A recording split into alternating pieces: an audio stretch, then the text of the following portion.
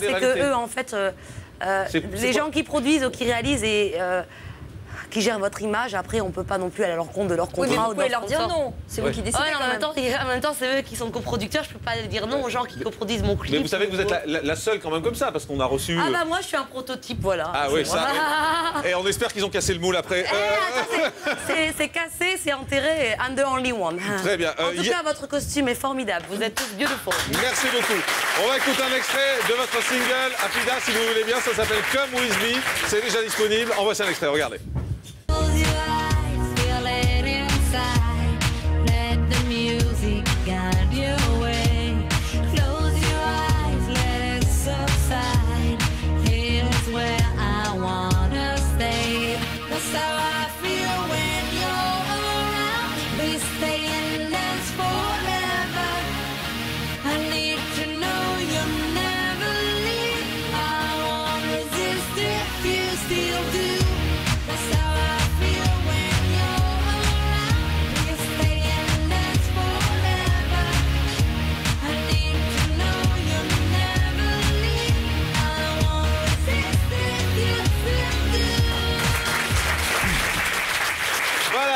Afida Turner, votre carrière aujourd'hui évolue comment? On va dire que c'est que le deuxième album, hein. Ouais. Donc Paris-Hollywood. Avant ça, il y a eu un album qui s'appelait Rock Attitude. On est à 36 000 vues, grâce à vous d'ailleurs, Jean-Marc, je tenais à vous remercier. Parce que c'est pour ça que je suis aussi présente sur ce plateau, sur What TV. On est rentré en 2 jours avant Lady Gaga, Justin Bieber et Rihanna, grâce à vous. Yeah. Parce que c'est vous qui avez posté la vidéo et c'est pour ça que je suis ici. Je pense qu'on peut applaudir Jean-Marc par rapport à ça. C'est gentil. Merci beaucoup. Aujourd'hui, vous avez envie de faire quoi? Vous allez refaire des émissions de télé-réalité, par exemple? Vous savez, moi, on me consulte, on m'appelle, on me paye. Oui, on consulte. C'est-à-dire que je suis consultante, les gens sont consultants. Et ils m'appellent pour me demander... Sur quoi vous êtes consultant? Attendez, là-haut, là-haut. First you... Attends, chérie, darling. C'est la même question en même temps. Ouais, mais en même temps, c'est une personne. Hein, ça va, vous pouvez répondre à 2 questions. Oui, alors 1, 3, 4, first you. C'est vrai que pour l'instant, il y a le premier album. Incroyable. Et c'est vrai que les gens m'appellent pour chanter les chansons. Et puis aussi, en tant que précurseur en 2002, sur M6, hein, sur la chaîne qui m'a fait naître. Et c'est toujours un énorme plaisir de pouvoir venir supporter une autre chaîne, de pouvoir donner des conseils, chanter une chanson.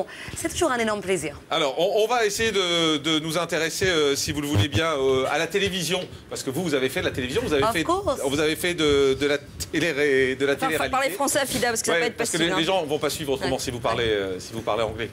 Vous êtes française, donc. Allô, Afida? Je vous écoute. Ah, pardon, j'ai cru qu'elle était partie. Je crois qu'il y a un mur, là. Je pense qu'il y a un truc.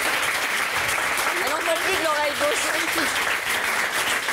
Il y a eu un plus grand titre. On a 2 journalistes ici parce qu'on le sait, la télévision a énormément évolué. Vous avez fait de la télé-réalité. Vous avez vu ça, Jean-Luc Tremblay. On a voulu avoir un regard un peu extérieur à ce qu'était la télé-réalité. Vous êtes correspondant de la chaîne québécoise Télé W. Vous pensez quoi de la télé-réalité en France en particulier?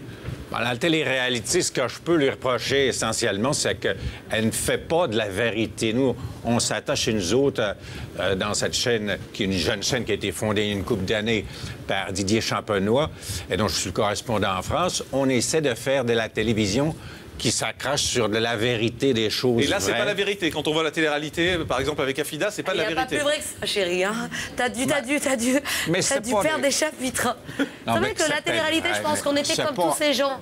Afida, laissez-le finir. Non, mais je parle pas à vous, c'est pas Vas-y, vous. Laissez-le finir quand même. Je vous Je pense écoute. que c'est très important. Ce que vous avez dit, c'est super important. Qu'est-ce qu'elle est mal élevée, c'est incroyable. Il n'y a pas ce côté Vous êtes vérité. mal élevée. Et ce côté vérité, justement. Ce côté vérité. Ce côté vérité.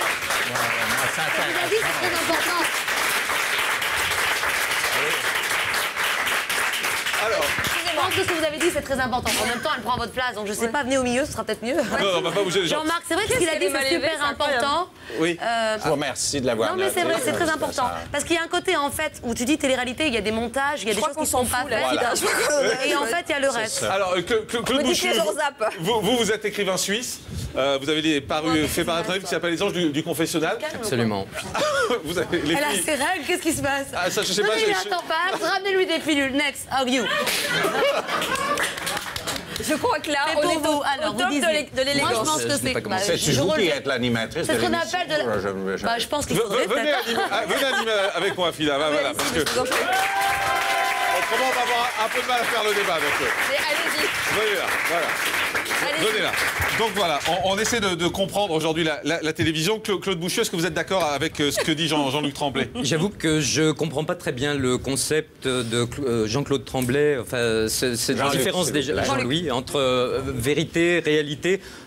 C'est peut-être, il y a peut-être une différence très subtile chez vous au Québec, mais pour ce qui est de la télé-réalité ici en France, puisque mon livre parle de la télé-réalité principalement en France, je crois que ce qui est essentiel, ce qu'on est en train de découvrir et ce sur quoi je veux appuyer mon credo, c'est que la télé-réalité, c'est une véritable nouvelle religion. C'est une nouvelle chrétienté. C'est la chrétienté. D'ailleurs, on peut voir à tous les niveaux que la chrétienté est une espèce de chemin sur lequel la télé-réalité est en train de prendre ses empreintes. Alors, il nous reste 3 minutes.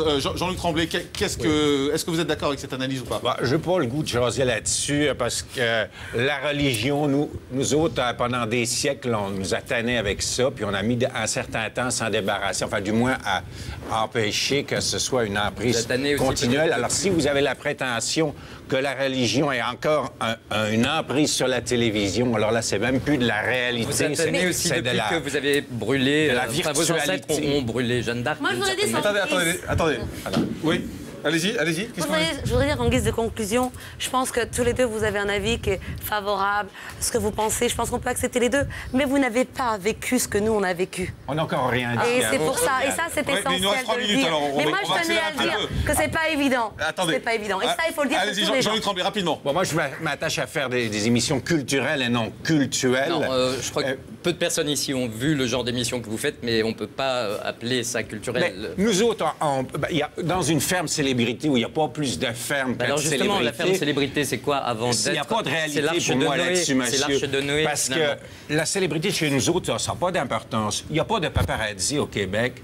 On s'en moque, un chanteur, c'est un chanteur. Moi, j'invite des plateaux d'artistes, des gens qui ne sont pas connus. Il n'y a pas de paparazzi parce que ça n'a pas d'importance. Les photographes québécois n'ont pas de talent. Enfin, là, c'est une joke quand même, on peut l'applaudir. Regardez Loana. Je ne sais pas si vous connaissez Loana au Québec. Vous avez entendu parler d'elle. Loana, c'est l'archétype de la sainte, c'est Marie-Madeleine. Hein, qu'est-ce que j'entends là? C'est le baptême, c'est la confession, c'est le baptême. La scène de la piscine, c'est absolument le baptême. D'ailleurs, Jean-Édouard, personne maintenant n'est contre le fait que... Mais quoi, bouche de vieille, qu'est-ce que tu nous racontes? Tu nous achales avec ces histoires. Me tutoyer, je crois qu'on n'a pas élevé les cochons ensemble. Vous l'avez peut-être élevé. Vous avez dû aller à la ferme célébrité peut-être pour élever les cochons. Moi, je n'en faisais pas partie. Ni fermier, ni célèbre, et je m'en porte très bien comme ça. Ça serait bien que vous enleviez vos lunettes d'ailleurs, parce que c'est assez alors, difficile de voir votre regard. Il a l'air un peu tort. Il a le droit de faire ce qu'il veut. Nous sommes en France. Il a l'air un peu tort, son regard. Ok, on va peut-être en rester là. Oui. Parce que voilà, là, c'est un peu dommage. Enfin, j'ai l'impression que, je sais pas. Permettez que je vous aide à enlever vos lunettes, peut-être. Mais qu'est-ce qu'il a, celui-là? Voilà. C'est intéressant de voir son regard maintenant. Hein. Oh my God. Regardez. Je sais pas où sont les caméras. La caméra est en face, mais voilà. On peut voir à quel point. Faut pas marcher faire un chalet.